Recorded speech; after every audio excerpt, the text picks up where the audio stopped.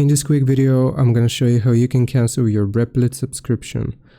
Open up Replit, sign into your account, then you will click on the Replit logo in the top left. And from here, you just want to select account. Then once you're taken to the account section from the left hand side, you want to locate billing. Click on billing. Here it's going to show you your current subscription and you just want to click on manage subscription. At the bottom you should see an option to cancel your subscription and downgrade, and it's going to show you which plan you will downgrade to. So you want to click on cancel subscription. It's going to show you what you will lose access to, and here if you click on continue to cancel, it's going to ask for a reason for the cancellation, and once you provide the reason for the cancellation, that's going to cancel your Replit subscription.